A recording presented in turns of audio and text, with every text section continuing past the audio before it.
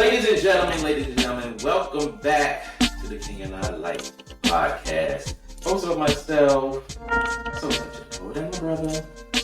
Sounds so Lex. Hey, hit us up on whatever podcast platform that you subscribe to. Like, subscribe, share on Facebook, YouTube, and Instagram. Tune into our lives every week. Currently on Thursday, 7:30 p.m. on Twitter, YouTube, and Facebook. So that's what you got for us. Yes, sir. And you guys can also hit us up at KINGANDEYE369@gmail.com. Again, that's KingandI369@gmail.com. If you have a topic you want us to discuss, if you want to be a guest on our podcast, please let us know. We'll love to have you on. Yes. All right. So, you were talking about the loss of life being worth it. And you were looking at one aspect of that. Right. You're talking about, okay, we bring out a new thing and people shouldn't have to die to get this new thing working properly, this, that, and other. Am I correct? Yes. All right, so check this out. All right, break it down for me. I get what you're saying, but you have to look on the flip side of it. Okay. As life has moved forward, let's just say, back in the day, all they had is boats carved out of the trunk of a tree. And they needed to get across this water. Look at how many people died in the process of that. Let's even say before they had boats, before somebody said, hey, let me think of something that could float me across the water. They were trying to walk across raging waters. They were trying to walk across waters that had all kind of animal life in there that as soon as you get waist deep, gobble, gobble, gobble. Look at how many people had to die in order for somebody to say, it has to be a better way to get across this water instead of just walking the hell in there. Then let's just say, you know what? We've walked around this plot of land for so damn long. And we're looking out across the ocean. It's like, I wonder what's out there. Okay. Well, shit. You know, tread water. Your ass in there and start swimming. Joker get out there, a quarter mile, half a mile, and it's, damn. Well, he got far. Well, maybe take off your clothes and see if you can get further. Let's wait on you, or whatever the case may be. All right. Let me try. Man, he got a mile out there and just drowned. You know what? It's a twig floating in the water. So I wonder if I get a branch, you see what it do. So they throw a branch in the water. That's floating. What if I weave a whole bunch of branches together and see what that do? So they weave the whole bunch of branches together, now they got a raft.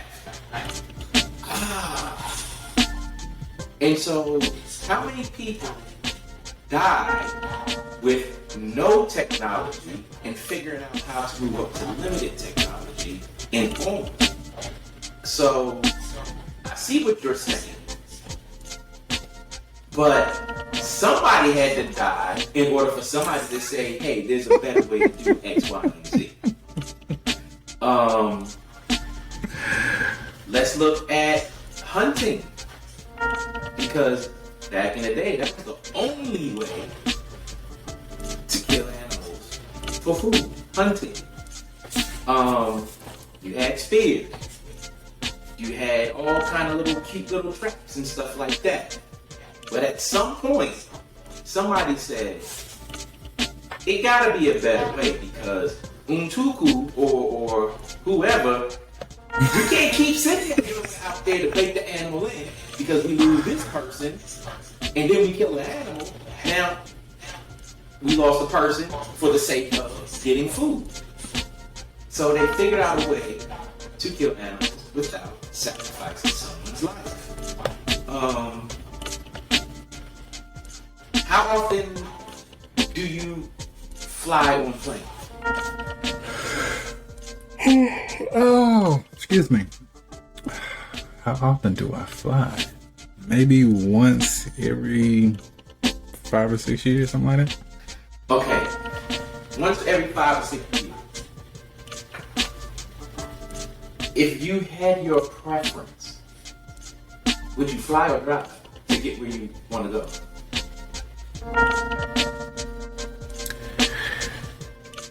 I would say fly if it's far away. Meaning anything on the outside of, let's say, 6 hours, I'd rather fly. Right. So, to say somebody should not have to die in order for you to have this luxury, it's kind of like, well, how are we going to get there? Because somebody had the bright idea to say, I wonder, the Wright brothers, I wonder if we could get up there and do the same thing these birds are doing. Somebody came up with this bright idea. And this bright idea was because we need to get further, faster, and more efficient. So, with these risks in mind, we jumped on it. Everybody knows the risk of everything out there. So, somebody had to bite the bullet, so to speak. Because if they didn't, we wouldn't be as far as we are. I get that, in order for us to be where we are now, someone evidently had to lose their life. I'm just saying, at the stage we are now, with the current technology we have self-flying drones, we have self-driving vehicles, we have self-flying planes, meaning automatic pilots, all that. Right. But if we know that we have the technology to do that, and do it well, why are people still losing their lives is the question that I'm asking. Like, is there not a way to do it without the loss of life in order to advance? Okay. So, you don't watch much TV, do you? No, I don't. Okay, so I challenge you to do this. Alright. Watch the Smithsonian Channel and watch air disasters.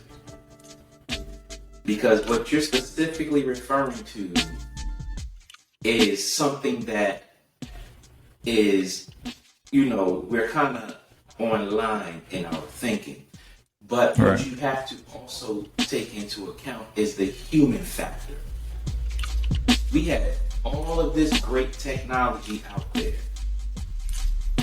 in a whole bunch of things.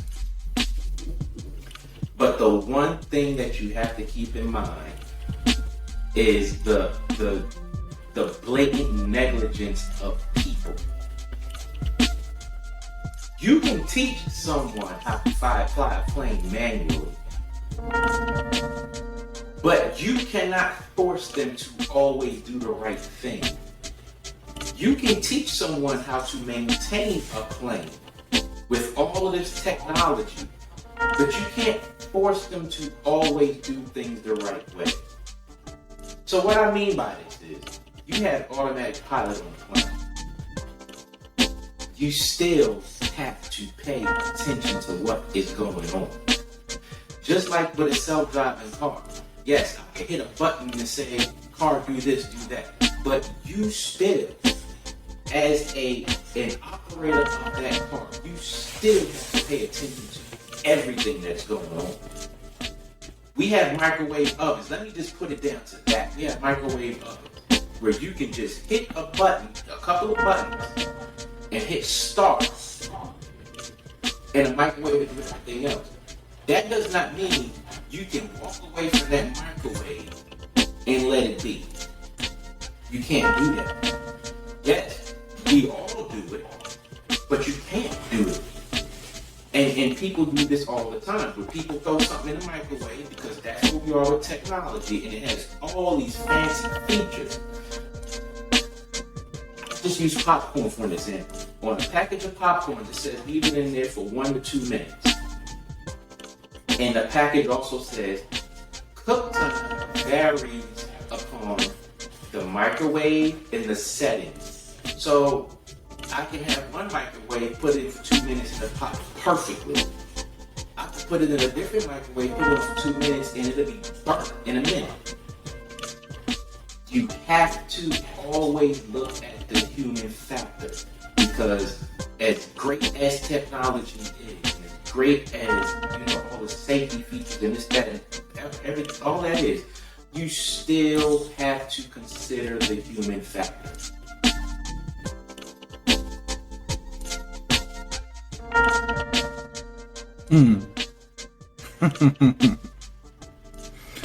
I get that. I get exactly what you're saying. You're saying that even though technology is advanced, it still comes down to the understanding or the accountability of the person using the technology. Gotcha. If I'm understanding you correct.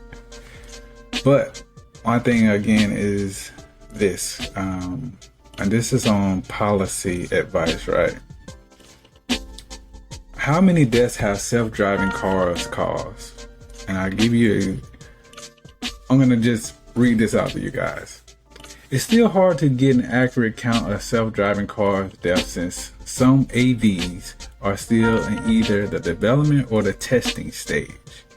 Nevertheless, Tesla claims that their self-driving cars are 4 times better than normal cars. While in autopilot mode, there is an estimated 1 fatality per 320 million miles driven. So it's kind of like they half-ass answer the question, meaning I'm not going to give you an accurate answer. I'm just going to say the percentage. Meaning the 1 fatality out of 320 miles driven. 300 again, million miles driven. Yes, 320 million miles driven. So you have to look at this. One person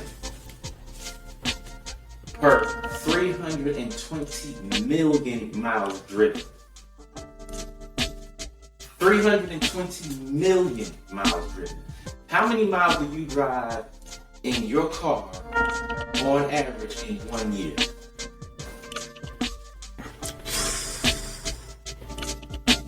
Like my car, my own personal car, I'd probably say about a good 25 to 35,000. Something like that.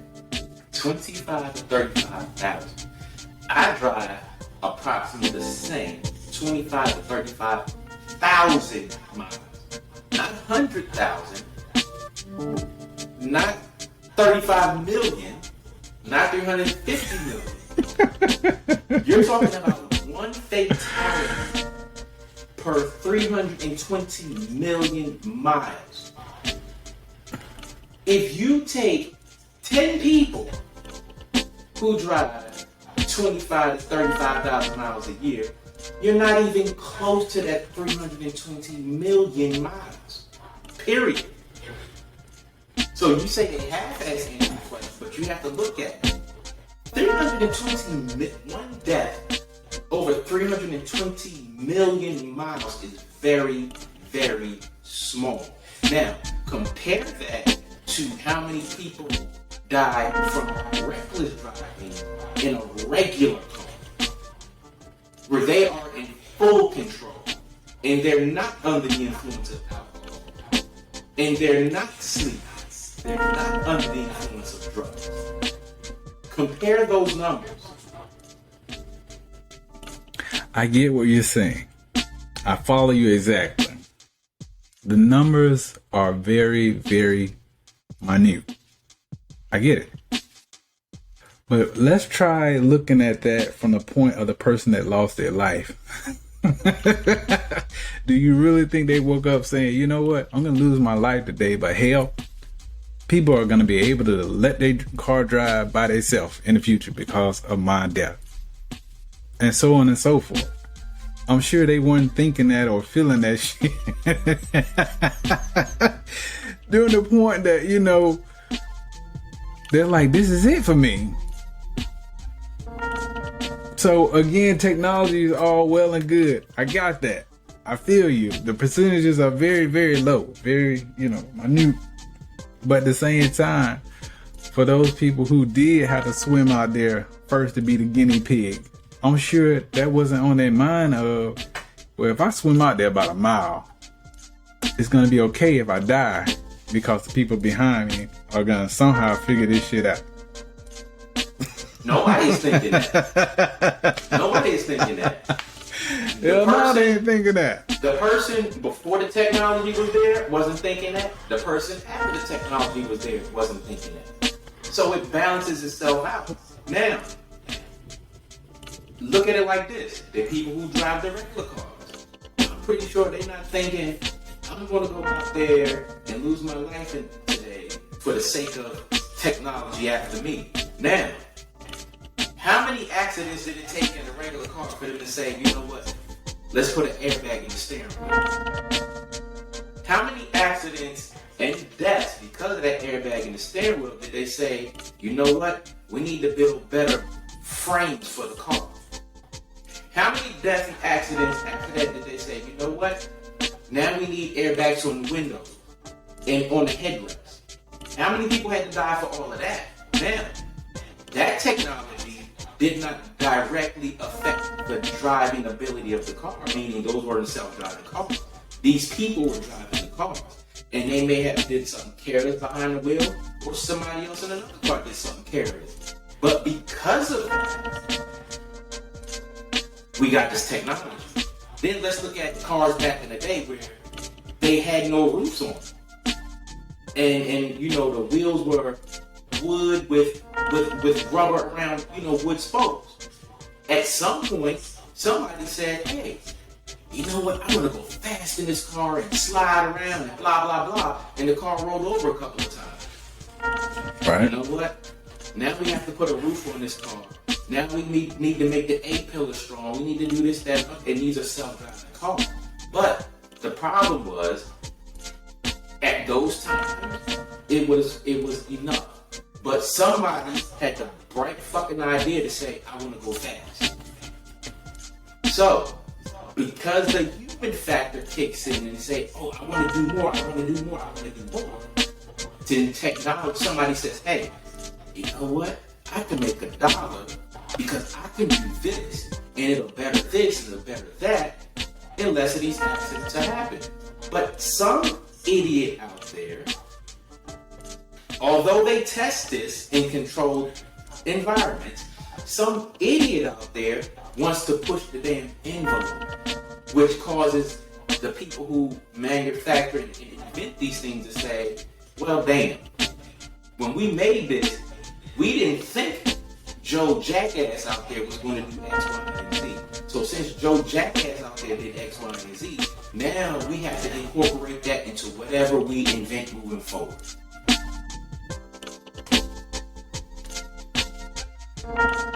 I get that. I'm gonna read this one last one, and then I'll be done with this. But again, this is policyadvice.net. How many self-driving cars have crashed thus far? While there is no recent data on this issue, it's worth noting that in 2014 alone, California had 88 accidents involving AVs. The drivers were responsible for 81 of these accidents.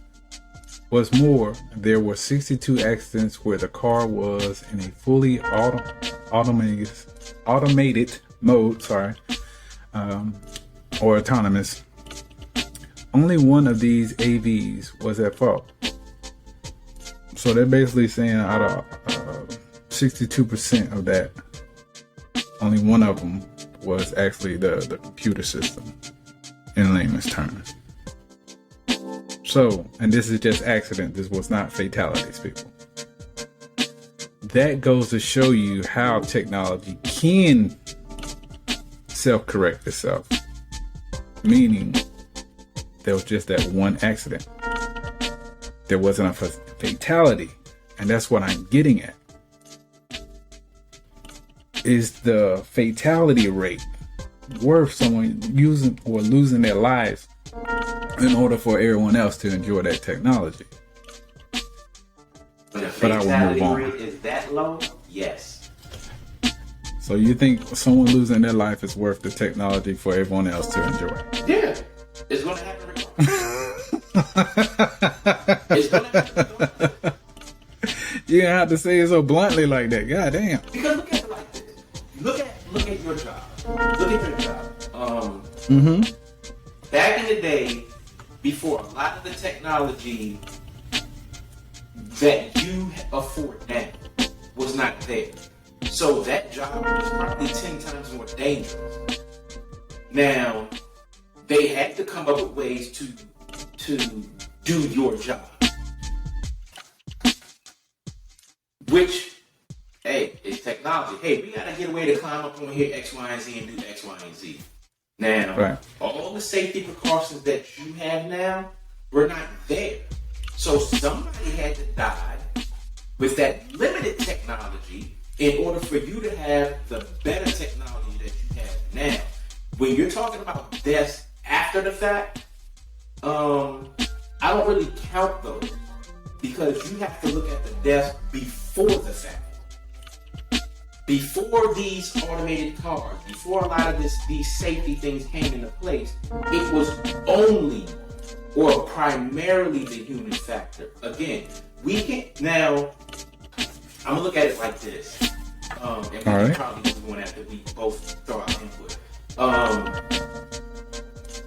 Because somebody decided to make a certain technology, there were inherent risks involved, and that's just talking about developing the technology to get to where it's safe. That is across the board. So I really don't count that because somebody is saying, I know this is going to happen, but to better society, I'm willing to take that risk for someone else. There are a million people out there. I'm not one of them because I'm not built like that. But there are people out there. Now, when you look at after the fact, after this technology has been tested, proven, and put out there, you more so have to look at the human factor. Because if we have, let's just say Tesla is the gold standard. And let's just say 5 Teslas around the world cause an accident or even cause a fatality. If you look at that worldly number, that's very small. Then you have to definitely look into the human factor and everything that went into it. Now, if the percentage of deaths or accident was solely on the car, and that's very low as you stated, that's not a big deal. Now, if that percentage was a whole lot higher, then it's a big deal. But in most of the accidents that you just said, a lot of them were human error. So, again, we have to look at the human factor in that. I get that. I'll give you guys an example, right? There is, well, I'm sure you guys heard of NASCAR, right? Mm-hmm. There's a special harness that the drivers use now to protect their heads from a hard impact. Right. I'm trying to think of the specific name of this harness. But sure if anybody is familiar with racing, they know. I don't think I don't know the name of it, but yeah. Yeah. But anyway, the point that I'm getting at here is because there were so many people who got killed from head injury or put into a coma from those accidents, they came up with a new type of restraint, specifically around the driver's head. That was a big thing when the driver called Dale Earnhardt was killed in an accident.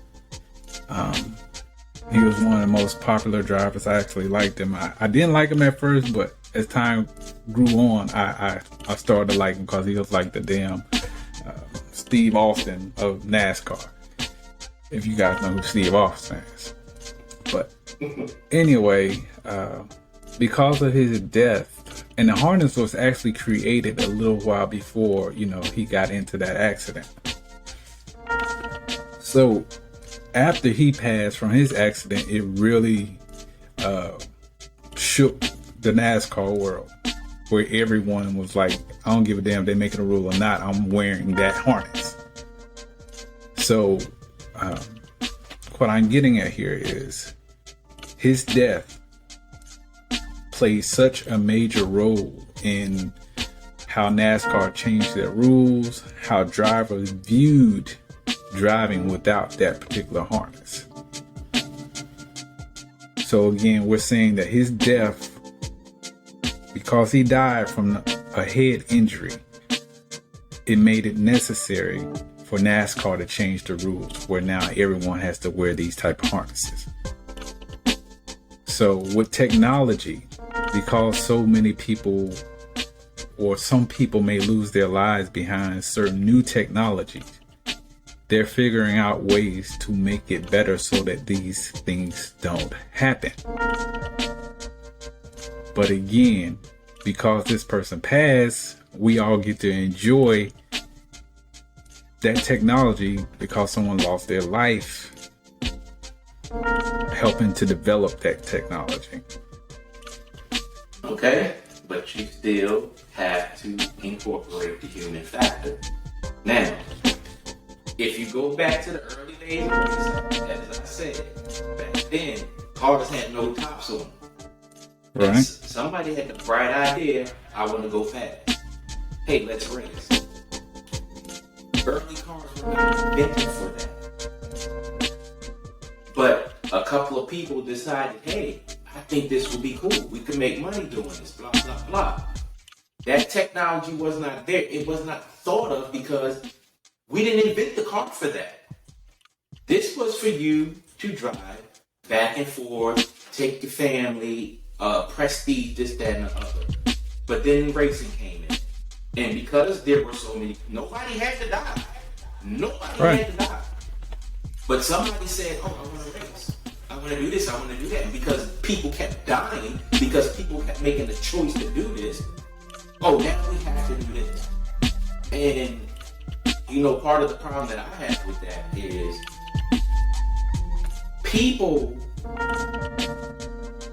average people do things to force the government and other agencies to put things in place. So how you and I may hate speed limits, but it's because these people feel like, you know what, I'm going to go fast, we have to suffer.